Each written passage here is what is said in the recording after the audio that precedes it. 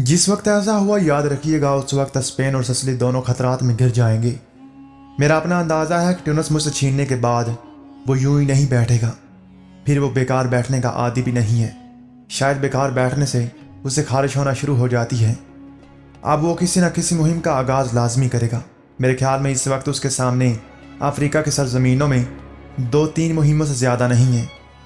जहाँ तक मैं सोचता हूँ उसका अगला हदफ अब बर्बरों का सुल्तान हफ्सी या तिलमिसान का बादशाह अबू हमू होंगे।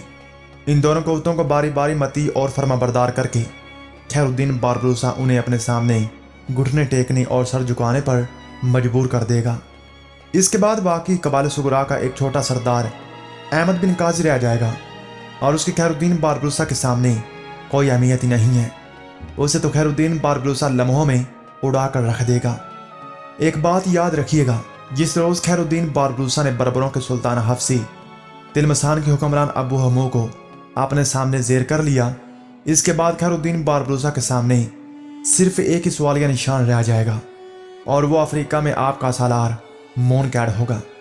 हमू और हफ्सी को जेर करने के बाद खैरुद्दीन बारबरूसा मोनकैड पर हमला आवर होने में ताखीर से काम नहीं लेगा और जिस रोज़ उसने मोनकैड को शिकस्त देकर वहाँ से निकाल दिया, उसका खात्मा कर दिया, तो फिर आप लोगों के लिए अफ्रीका के अंदर पांव जमाने का इंतहाई काम मुश्किल ही नहीं बल्कि नामुमकिन होकर रह जाएगा।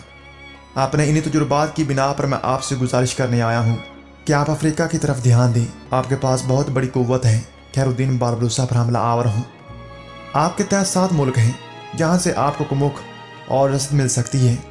जहाँ तक खैरुद्दीन बारबरूसा का ताल्लुक है, उसे रसद तो मिल सकती है लेकिन कुमुक नहीं, इसलिए कि रसद उसे तुर्कों का सुल्तान सुलेमान पहुंचा सकता है। लेकिन सुलेमान के पास बहरी जहाज़ नहीं है जिन्हें वो खैरुद्दीन बारबरूसा की तरफ भेजकर उसकी ताकत और कुव्वत में इजाफा कर दे। इसलिए कि तुर्की हुकूमत के पास जिस कदर बहरी जहाज़ थे वो पहले सुल्तान सुलेमान ने खैरुद्दीन बारबरूसा के हवाले कर रखे हैं। समंदर के अंदर खैरुद्दीन बारबरूसा को एक बार जेर कर लिया जाए तो मैं आपको यकीन दिलाता हूँ कि हिस्पानिया और सिसिली के अलावा इटली और दीगर यूरोपीय ममालिक के जितने साहिल हैं सब महफूज हो जाएंगे।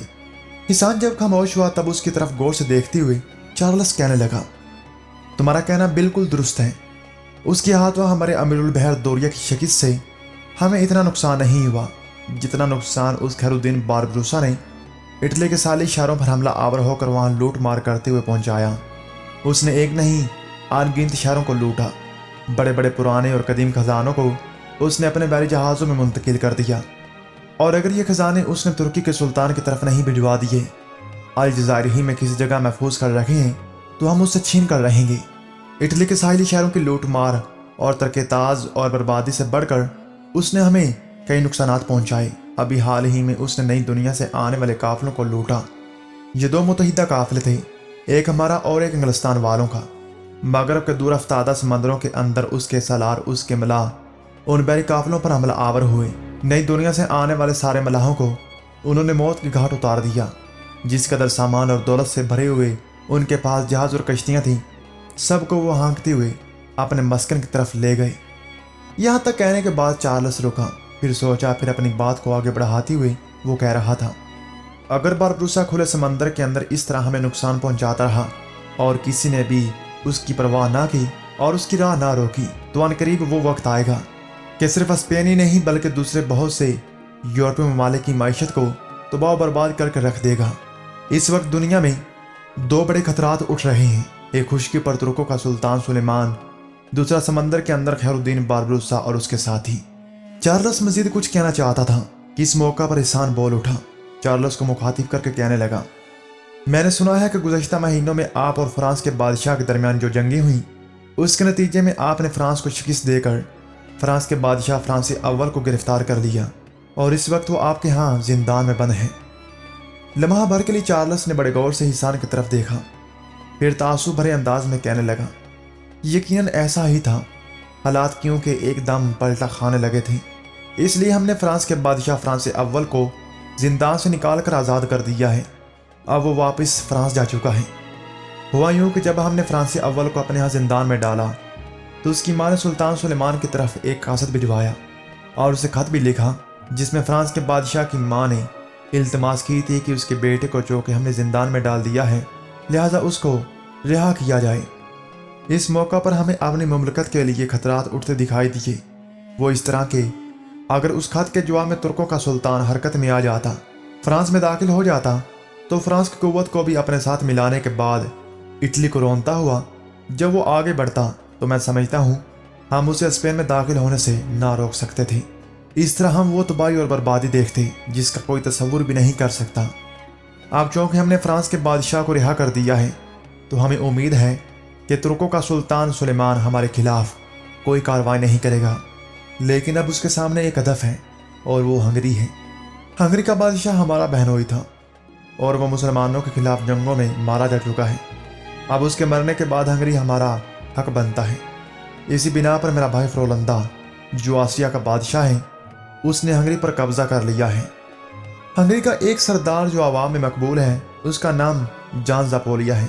अब उसने अपने कासिद सुल्तान की तरफ भेजे हैं और उन कासिदों को सुल्तान ने क्या जवाब दिया है, और ये कि जान जापोलिया के कासिदों के जवाब में तुर्कों का सुल्तान किस रद्द अमल का इजहार करता है। लेकिन मैं चाहता हूँ हम भी बेकार ना बैठें। गोबैरी पेड़ों को हरकत में लाने के लिए हमें कई माह लग सकते हैं, क्योंकि कुछ जहाज बेकार में मुरम्मत चाहते हैं। मेरी सबसे बड़ी ख्वाहिश है कि समंदर में उतरें और खैरुद्दीन और उसकी बहरी कुव्वत को तबाह और बर्बाद कर दें। ऐसा करके मैं समझूंगा कि मैंने तुर्कों के सुल्तान सुलेमान को उसके एक इंतहाई अहम दस्तराज से महरूम कर दिया। लेकिन बेड़ों की तैयारी पर हमें एक अरसा दरकार होगा। चार्ल्स जब खामोश हुआ तब खदशात का इजहार करते हुए उसका अमीरुल बहर दोरिया कहने लगा, मालिक, जो कुछ आपने सोचा वो मुनासिब भी है और बेहतर भी, लेकिन एक पहलू को हम नज़रअंदाज कर रहे हैं। तेज और सवालिया निगाहों से चार्ल्स ने दोरिया की तरफ देखा, फिर पूछ लिया, दोरिया, तुम्हारा इशारा किस पहलू की तरफ है?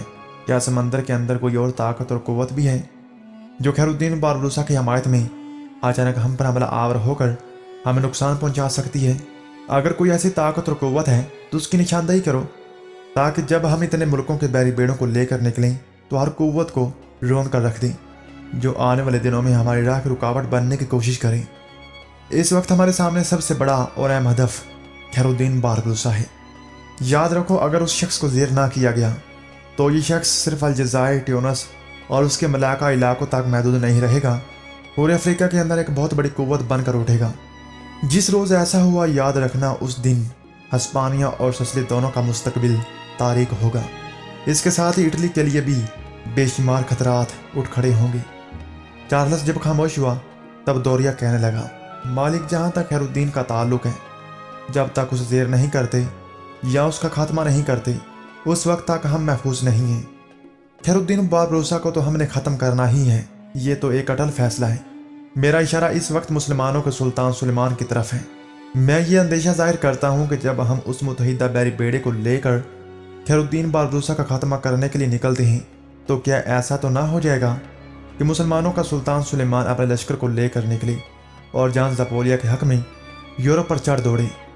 इस मौका पर चार्ल्स के चेहरे पर तंजिया सी मुस्कुराहट नमूदार हुई। फिर बड़े फख्र और घमंड में कहने लगा, अगर ऐसा हो भी जाए तो मुसलमानों का सुल्तान हमारा क्या बिगाड़ेगा? मेरा भाई फ्रोलंदा आस्ट्रिया का हुक्मरान है। उसके पास इस वक्त सुल्तान सुलेमान से भी ज़्यादा बड़ी अस्करी कुव्वत है। इसके अलावा मैंने कुछ लश्कर हिस्पानिया से भी भेज दिए हैं। जर्मनी, बोहीमिया, बेल्जियम, हाईलैंड के बहुत से लश्कर भी उसके पास पहुंच चुके हैं। मुझे उम्मीद है कि जब हम खैरुद्दीन के ताक़ुब में निकलेंगे तो मुसलमानों का सुल्तान लाजमी यूरोप का रुख करेगा। और मुझे ये भी यकीन है कि जिस तरह खुले समंदर के अंदर हम खैरुद्दीन को अपने सामने ज़ेर करेंगे, इस तरह मेरा भाई फ्रोलंदा यूरोप के वसी मैदानों में मुसलमानों के सुल्तान सुलेमान को भी ज़ेर करके या पसपा करके भाग जाने पर मजबूर कर देगा। यहाँ तक कहने के बाद चार्ल्स लम्हा भर के लिए खामोश हुआ। फिर ट्यूनस के साबका वाली हिसान की तरफ देखते हुए कहने लगा, हिसान, तुम्हें फिक्रमंद नहीं होना चाहिए। हम तुम्हारे ममनून हैं कि तुम हमारा साथ दे रहे हो। 1 महीना तक हम खैरुद्दीन बारबरूसा के ताक़ुब में निकलेंगे। उस वक्त तक तुम्हारा क़याम हमारे यहाँ एक मुअज़्ज़ज़ मेहमान की हैसियत से होगा। इसके साथ ही वो इजलास चार्ल्स ने ख़त्म करवाया और दोरिया को हुक्म दिया कि हिसान को अपने साथ ले जाए और उसके क़याम का बेहतरीन एहतमाम करे। इसके साथ ही चार्ल्स उठ गया, जबकि दोरिया ट्यूनस के साबिक़ हुक्मरान हिसान को अपने साथ ले जा रहा था।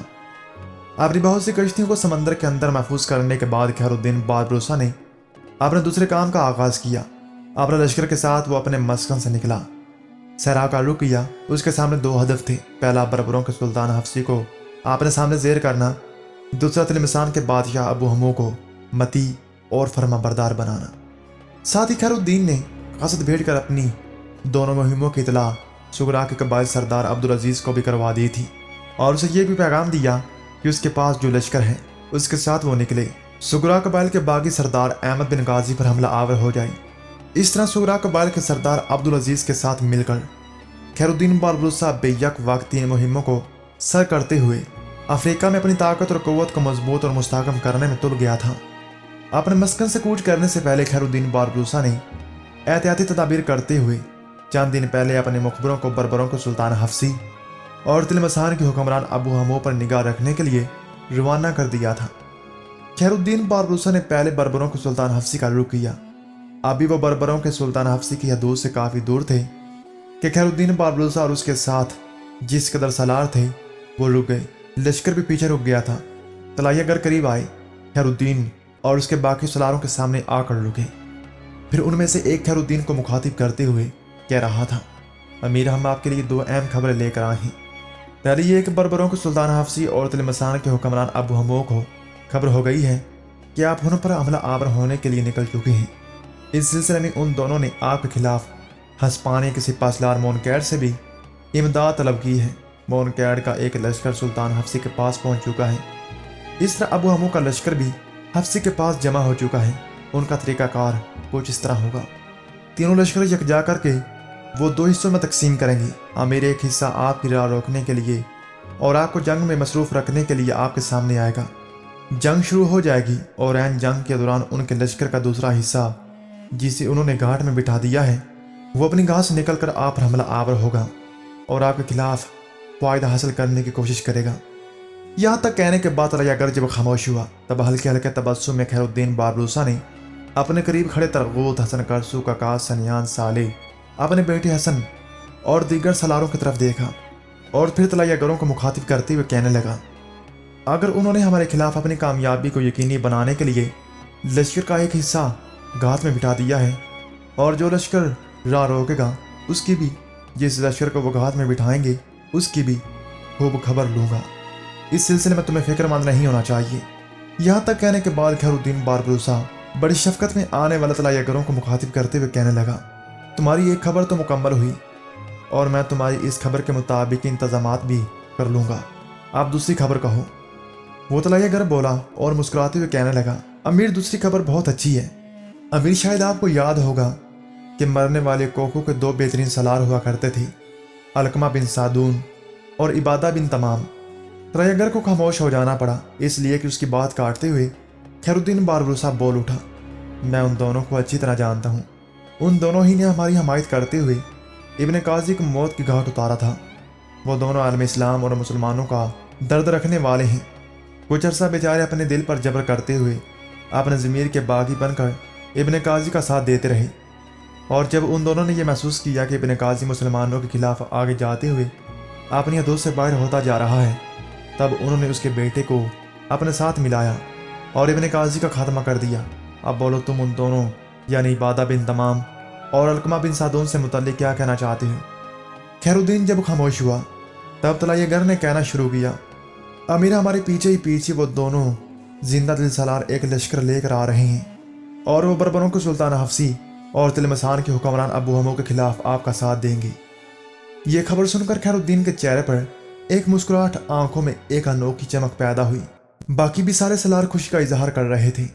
फिर खैरुद्दीन बारबरुसा बड़े गौर और नमाज से अपने दाएं जानिब सरा के अंदर देखने लगा था, इसलिए उस जानिब से गर्द के बादल उठना शुरू हो चुके थे जो इस बात की निशानदेही करते थे कि कोई लश्कर उनकी तरफ आ रहा है।